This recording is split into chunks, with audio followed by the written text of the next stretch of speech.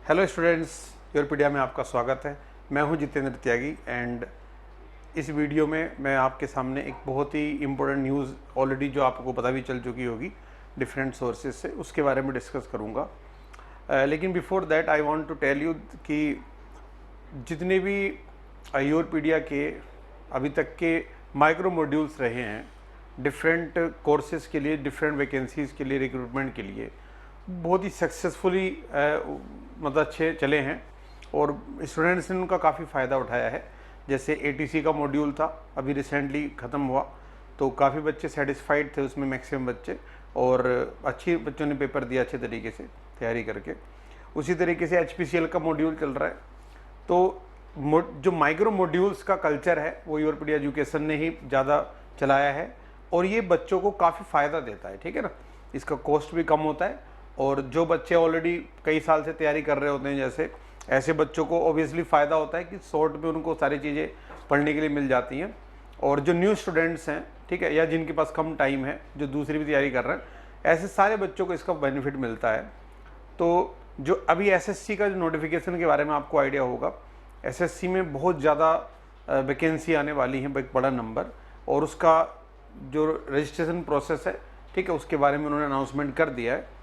तो योरपीडिया ने dedicated module for SSC JE exam, ठीक है, जितने भी सिविल के, मैकेनिकल के या इलेक्ट्रिकल के बच्चे हैं, ठीक है, जिन्होंने भी बीटेक किया हुआ है या डिप्लोमा किया हुआ है, उसके बाद कुछ एक्सपीरियंस है, ऐसे सारे स्टूडेंट्स के लिए ये माइक्रो मॉड्यूल एसएससी जेई का लॉन्च कर दिया है, ठीक है। तो जो भी बच्चे ऑनलाइन एजुकेशन के थ्रू इसका बेनिफिट लेना चाहते हैं, उन सब के लिए नीचे गूगल फॉर्म दिया रहेगा आपको लिंक में, तो उसमें आपको गूगल फॉर्म में अपना डिटेल फिल करना है और एग्जीक्यूटिव आपसे बात करेंगे। अदरवाइज़ अगर कॉल नहीं आता है, कई बार क्या है कि बहुत सारे डिटेल्स बच्चों की आ जाती हैं गूगल फॉर्म में, तो आपको कॉल नहीं कर पाते, then you have to call, आपको उनसे कॉन्टैक्ट करके डिटेल्स ले सकते हैं।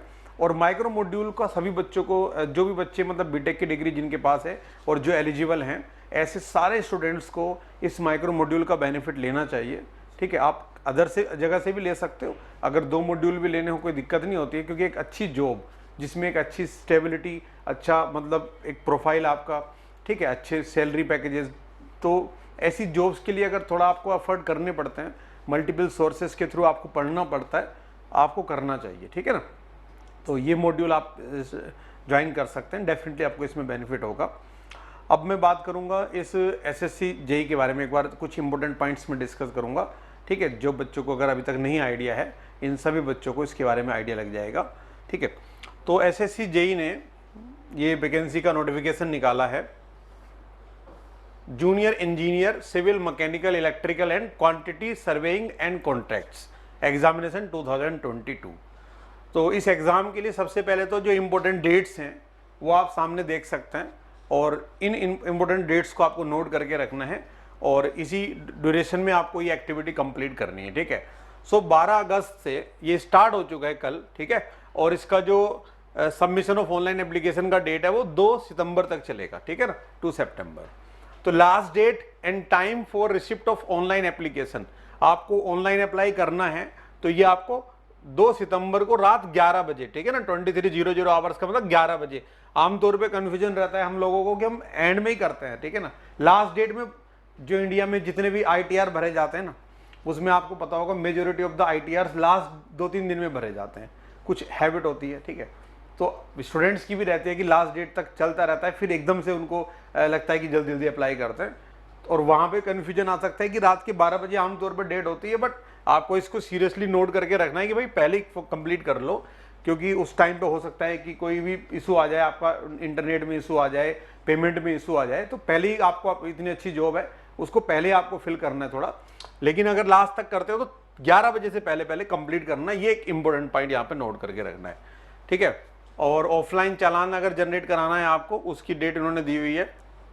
ऑनलाइन पेमेंट की डेट क्या है आपकी, 3 सितंबर तक आप अप्लाई कर फी पेमेंट कर सकते हो। और उसके बाद एप्लीकेशन फॉर्म में अगर कोई गलती हो जाती है, उसमें करेक्शन करना चाहते हो, तो ये 4 सितंबर तक आप कर सकते हो, 4 सितंबर तक, ठीक है। और जो शेड्यूल है, schedule of computer based examination, जो एग्जाम होने के चांस है वो नवंबर में है, ठीक है। अब देखो 15 अगस्त आने वाला है, तो अगस्त का महीना हाफ हमारे पास है, ठीक है ना। अगस्त के बाद हमारे पास क्या, सितंबर अक्टूबर, तो 2.5 मंथ्स हमारे पास हैं। तो इतने कम टाइम में ये माइक्रो मॉड्यूल ही सक्सेसफुल होते हैं, ठीक है ना। अगर हमारे पास टाइम कम होता है, जैसे नवंबर में कभी भी डेट आपका एग्जाम की आ सकती है, तो उसके हिसाब से रफली ढाई महीने से 3 महीने का ड्यूरेशन आपके पास है। तो ऐसे इन एग्जाम्स के लिए जो सडनली आते हैं और जिनमें टाइम कम मिलता है, ठीक है ना, 2-3 महीने का टाइम रहता है, ऐसे कोर्सेज में माइक्रो मॉड्यूल बहुत ज़्यादा बेनिफिशियल होता है बच्चों के लिए। तो आपको इसको ट्राई करना चाहिए। ओके, नाउ ये आपका सीबीटी है, मतलब कंप्यूटर बेस्ड टेस्ट जो होगा आपका नवंबर में, और उसके बाद जो पेपर 2 होगा जो थ्योरेटिकल होता है कन्वेंशनल, उसका अभी डेट इन्होंने नहीं दिया है, to be notified letter. Okay, तो ये हमारी इंपॉर्टेंट डेट्स के बारे में हमें आइडिया रखना है। देन जो पोस्ट हैं, डिटेल्स ऑफ द पोस्ट, तो कौन कौन सी पोस्ट हैं उनका एक बार आइडिया हम ले सकते हैं। बीआरओ, बॉर्डर रोड ऑर्गेनाइजेशंस, ठीक है, जेई सिविल और JE electrical and mechanical, CPWD, ठीक है, उसके बाद central water and power research station, तीनों ब्रांच में इसमें वैकेंसी देखो दिख रही है आपको, सिविल में, इलेक्ट्रिकल में और मैकेनिकल में, इन डिपार्टमेंट्स के अंदर। उसके बाद सेंट्रल वाटर कमीशन है, ठीक है, और क्वालिटी एश्योरेंस नेवल डिपार्टमेंट है, फरक्का बैरेज प्रोजेक्ट है, ठीक है, और मिलिट्री इंजीनियरिंग सर्विस, एमईएस, इतनी अच्छी जॉब्स होती हैं, एनटीआरओ है, बहुत सारे अलग अलग डिपार्टमेंट हैं, ठीक है, इंडियन गवर्नमेंट के। उन सब में एक अच्छे लेवल की पोस्ट आपको मिलेगी काम करने के लिए। अब वैकेंसीज के बारे में इन्होंने दिया नहीं कोई भी नोटिफिकेशन, लेकिन जो एक्सपेक्टेड वैकेंसीज हैं इसमें, ये एक अच्छा न्यूज़ है। देखो, गवर्नमेंट एम्प्लॉयमेंट इंक्रीज करने के लिए काफ़ी एफर्ट्स कर रही है, तो 1000 प्लस, ठीक है ना, 1000 का एस्टिमेशन है कि उतना तो आएगा, उससे ऊपर ज़्यादा नंबर भी जा सकता है, ठीक है ना। तो एक अच्छा नंबर है। आप जो भी बच्चे इस टाइम पे बीटेक में एलिजिबल हैं इस एग्जाम के लिए, उनके लिए गोल्डन अपॉर्चुनिटी है। 1000 प्लस वैकेंसी अगर आ रही हैं तो ऑब्वियसली मतलब इतना कंपटीशन भी नहीं रहेगा, क्योंकि बीटेक के स्टूडेंट्स के पास और भी ऑप्शन बहुत सारे होते हैं। तो सभी बच्चों को एटलीस्ट ट्राई तो करना चाहिए, ठीक है ना। गवर्नमेंट जॉब इतनी अच्छी अगर आपको मिल जाए तो वैकेंसी की कोई कमी नहीं है। अगर ये 1-2 वैकेंसी, 5 वैकेंसी होती तब तो मैं इतना सजेस्ट नहीं करता आपको, बट 1000 तक वैकेंसी आ सकती हैं, उससे ऊपर भी जा सकती हैं, ठीक है। तो ये फिक्स नहीं है, अभी वेरिएबल है, वो गवर्नमेंट मतलब जो भी डिपार्टमेंट है वो डिसाइड करेंगे लेटर, बट एक एक्सपेक्टेशन होता है कि यहाँ तक आने की पूरी संभावना है, ठीक है ना। और रिजर्वेशन के जो रूल्स होते हैं हमारे, वो सारे एप्लीकेबल होंगे यहाँ पे। ये डिटेल्स में भी डिस्कस ज़्यादा नहीं कर रहा हूँ। पीडब्ल्यूडी कैंडिडेट के लिए क्या रिक्वायरमेंट है ये आप देख सकते हैं डिटेल में नोटिफिकेशन में, ठीक है। अभी मैं कुछ इंपॉर्टेंट पॉइंट्स के बारे में ही डिस्कस करूँगा ज़्यादा।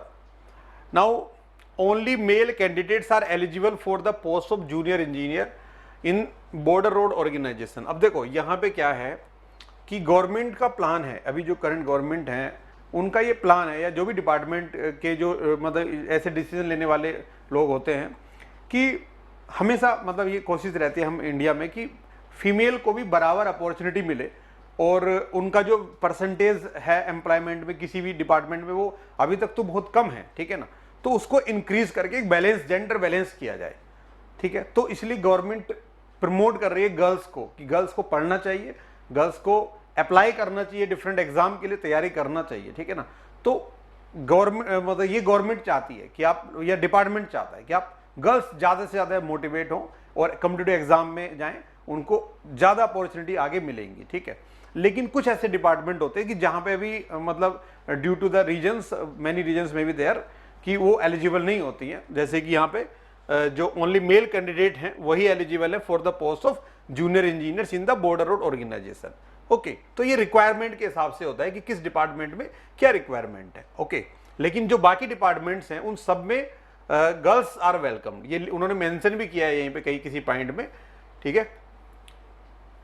आप ऊपर इसमें नोटिफिकेशन में देख भी सकते हैं कि फीमेल्स आर मतलब उनको रिक्वेस्ट किया जाता है कि ज़्यादा से ज़्यादा अप्लाई करें, ट्राई करें, ओके। नाउ नेशनलिटी, सिटीजनशिप, जो कंडीशंस हैं अप्लाई करने के लिए, क्या क्या कंडीशन है, इंडियन सिटीजन हो, सब्जेक्ट ऑफ नेपाल हो, तो ये एलिजिबिलिटी क्राइटेरिया आप देख सकते हैं अपना। उसके बारे में जो इंपॉर्टेंट पॉइंट होता है एज लिमिट का, ठीक है भाई, एज लिमिट, आप एलिजिबल हैं या नहीं है, ठीक है ना। तो क्या एज लिमिट है, एज कंप्यूट होगी 1 जनवरी 2022 को, age on 1 January 2022। So border organisation में जो एज लिमिट है वो 30 ईयर्स की है, ठीक है। और central public works department CPWD में वो 32 ईयर्स है। सो कहीं पे 30, कहीं पे 32, जिस जो भी आपकी चॉइसेस होगी अपनी एज के हिसाब से, जिसमें भी आप एलिजिबल होंगे वो चॉइस आप प्रायोरिटी पे ले सकते हैं। ओके, एक बच्चा कई अलग अलग डिपार्टमेंट में चॉइस फिल कर सकता है, प्रायोरिटी दे सकता है कि उसकी पहली प्रायोरिटी क्या है, सेकंड प्रायोरिटी क्या है, तो जिसमें आप एलिजिबल होंगे वो चॉइस आपको मिलेगी अकॉर्डिंगली, राइट। देन जो अलग अलग कैटेगरी को एज में रिलैक्सेशन मिलता है, वो SC/ST के लिए 5 इयर्स का रिलैक्सेशन है, OBC के लिए 3 इयर्स का है, PWD के लिए 10 इयर्स का है, ठीक है, जनरल में, और OBC में 13 इयर्स का है, SC/ST में 15 इयर्स का है। एक्स सर्विसमैन, बहुत सारे एक्स सर्विसमैन जो अलग मिलिट्री में जैसे हमारे जॉब करते हैं और वो बाद में रिटायरमेंट लेने के बाद अप्लाई करते हैं, उनके लिए भी यहाँ पे फ्लेक्सिबिलिटी रहती है। Date of birth filled by the candidate in the online application form and the same recorded in the matriculation certificate. जो भी आपका 10th क्लास का मार्कशीट है उसमें जो डेट ऑफ बर्थ आपकी मेंशन होगी वही होनी चाहिए यहाँ पे जब आप फॉर्म फिल करोगे, इस बात को ध्यान रखना है, राइट। एक्स सर्विसमैन की क्या कंडीशंस हैं ये आप रीड कर सकते हैं, जो भी एक्स सर्विसमैन है, और डिफरेंट जो सर्टिफिकेट्स हैं उनके बारे में आप देख सकते हैं। Now essential qualification, educational qualification age on 2 सितंबर, ये हमारे लिए मेन पॉइंट है। तो कौन सी पोस्ट में क्या क्या क्वालिफिकेशन है, जैसे junior engineer civil border road organisation जो है मिनिस्ट्री ऑफ डिफेंस के अंडर में जो आ रहा है, उसमें सिविल इंजीनियरिंग में आपकी डिग्री होनी चाहिए बीटेक की, और या दूसरी कंडीशन है कि 3 years diploma in civil engineering और एंड प्लस एंड का मतलब यहाँ पे प्लस, ये दोनों कंडीशन एक साथ होनी चाहिए, ठीक है ना। दिस और these 2 condition, 2 years working experience in planning execution maintenance of the civil engineering works, तो ये हमारी एलिजिबिलिटी है BRO के लिए। Similarly junior engineer electrical and mechanical BRO के अंदर, ये सिविल के लिए क्राइटेरिया है और ये इलेक्ट्रिकल मैकेनिकल के लिए, डिग्री इन इलेक्ट्रिकल इंजीनियरिंग और mechanical from a recognised university और 3 इयर्स डिप्लोमा प्लस एक्सपीरियंस, ठीक है। तो अपनी जिस भी डिपार्टमेंट में आप इंटरेस्टेड होंगे उसकी एलिजिबिलिटी आप बीटेक की आप चेक कर लोगे कि आपकी ब्रांच एलिजिबल है या नहीं है। तो 3 मेन ब्रांच यहाँ पे कवर हो रही है, मैकेनिकल, सिविल और इलेक्ट्रिकल इंजीनियरिंग, सभी डिपार्टमेंट का उन्होंने मेंशन किया हुआ है, ठीक है। अब ये क्वालिटी एश्योरेंस है, जैसे junior engineer electrical directorate of quality assurance naval, तो इसमें इलेक्ट्रिकल इंजीनियरिंग में डिग्री या फिर डिप्लोमा 3 साल का और प्लस एक्सपीरियंस होना चाहिए 2 इयर्स का। तो ऐसे भी बहुत सारे कैंडिडेट होंगे जिन्होंने डिप्लोमा किया हुआ होगा और प्लस 2 साल का एक्सपीरियंस होगा, so those can apply in this different departments, right. ये हमने इंपॉर्टेंट इंफॉर्मेशन को, इसको आपको ये वेबसाइट पे भी मिल जाएगा डिटेल उनकी, एक बार आप रीड कर सकते हैं डिटेल में। Provision of compensatory time and assistance subscribe, ये उनके लिए है जो मतलब ब्लाइंड होते हैं, जैसे उनको साइड में कोई बंदा लिखने के लिए चाहिए होता है, ठीक है। Now how to apply and application fee, अब ये मेन पॉइंट है हमारा कि कैसे अप्लाई करें। Applications are required to be submitted in online mode, ठीक है। आपको कोई हार्ड कॉपी नहीं अप्लाई करना, फिजिकल डॉक्यूमेंट प्रिंट आउट निकाल के नहीं भरना, आपको ऑनलाइन अप्लाई करना है, ठीक है ना। और उसका जो वेबसाइट है वो ये वेबसाइट है, देखो ध्यान से, किसी और वेबसाइट पे नहीं भर देना है, ये आप वेबसाइट यहाँ पे नोट कर सकते हो, https, ठीक है, कोलन, और ये for detail instructions please refer to annexure 3 and annexure 4 of the notice, ठीक। तो ये वेबसाइट आपको दिख रही है, इस पे आपको जाके ऑनलाइन अप्लाई करना है, और ऑनलाइन एप्लीकेशन फॉर्म में आपको फोटोग्राफ, उसका साइज हमेशा चेक करके, ठीक है, और लेटेस्ट फोटोग्राफ होना चाहिए, बहुत, ये नहीं कि 3 साल पुराना फोटो है। देखो ये चीज़ों का ध्यान रखना होता है, अगर आप इतनी अच्छी जॉब के लिए अप्लाई कर रहे हो तो ऐसा मत करना कि 1 साल पुराना 2 साल पुराना आपका फोटो है, बाद में मैचिंग में दिक्कत आए। लेटेस्ट फोटो जो 3 महीने से पुराना नहीं होना चाहिए, ऐसा फोटो JPG फॉर्मेट में आपको गिवन साइज का, जो साइज दिया हुआ है इसको आपको स्ट्रिक्टली फॉलो करना है इन चीजों को, ठीक है ना। सिग्नेचर आपके किस साइज के होने चाहिए वो आपको दिया हुआ है, ठीक है। लास्ट डेट ऑलरेडी मैंने मेंशन किया हुआ है। Online fee can be paid by the candidate up to 3 सितंबर, 3 सितंबर तक दे सकते हैं, ठीक है ना। और अगर आप चालान के थ्रू देना चाहते हैं तब भी दे सकते हैं, ऑनलाइन भी दे सकते हैं, दोनों ऑप्शन है, ओके। और एप्लीकेशन फी कितना है, 100 रुपीज, 100 ओनली, बहुत ही कम एप्लीकेशन फी है। तो आपको ये बहुत ही कम जगह मिलता है कि इतनी कम एप्लीकेशन फी में आप फॉर्म भरें, अदरवाइज तो बीटेक वाले बच्चों के फॉर्म 1500 1000 रुपए की रेंज में आते हैं सारे। ओके, तो ये छोटे छोटे पॉइंट्स हैं, इन सबको मैंने डिस्कस कर लिया यहाँ पे। सेंटर ऑफ एग्जामिनेशन आप देख सकते हैं कहाँ कहाँ पे सेंटर है, अकॉर्डिंगली आपका जो भी नियरेस्ट है वो आपको फिल करना है। Then we will discuss about a candidate may give option for 3 centres in the order of priority. ठीक है, तो कोई भी 3 सेंटर आप दे सकते हो within the same reason.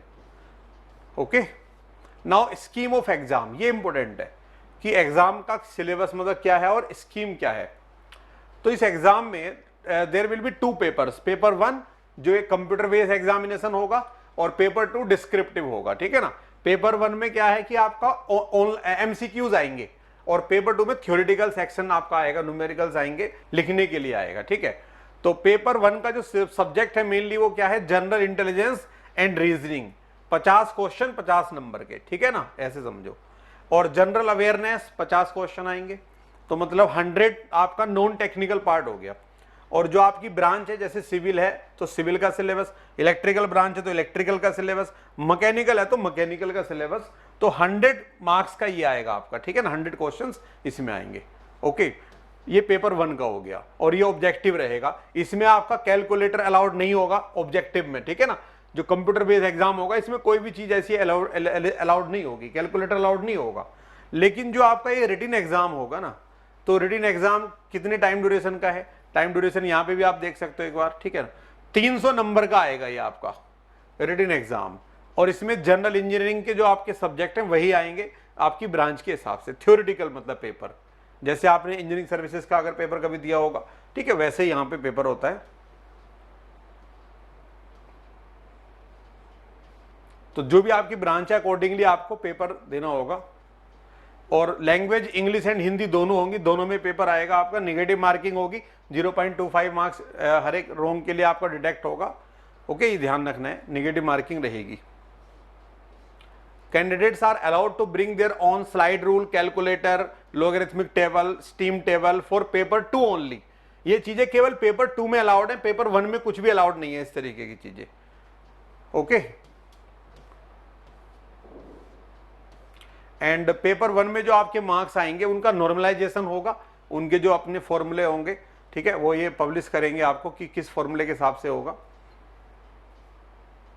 Now paper 2 will have to be written either in Hindi और इन इंग्लिश। पेपर 2 जो डिस्क्रिप्टिव है उसकी जो लैंग्वेज है वो या तो आपको हिंदी चूज करना पड़ेगा या इंग्लिश, कोई और लैंग्वेज नहीं चलेगी। ठीक है, ये ध्यान रखना है। Part paper written in Hindi and part in English will be awarded 0 marks. अब देखो यहां पे ऐसा मत करना कि आधा हिंदी में लिख दिया आधा इंग्लिश में लिख दिया। ठीक है, ये गलती नहीं करना, या तो कंप्लीटली हिंदी में या कंप्लीटली इंग्लिश में, एक ही लैंग्वेज आपको यूज करनी है। ओके,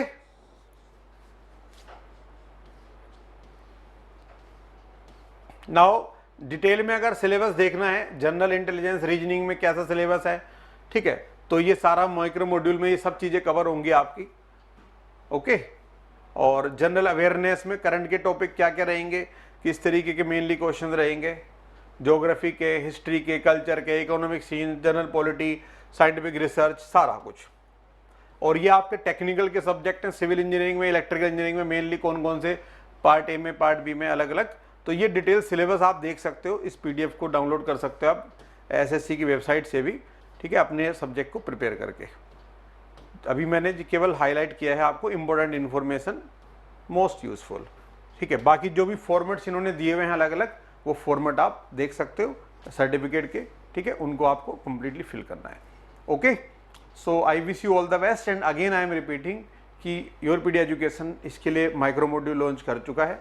आप नीचे जो गूगल फॉर्म दिया हुआ है उसको फिल कर सकते हैं और ज्वाइन कर सकते हैं। ठीक है, both technical and non technical parts will be covered. Okay, all the best.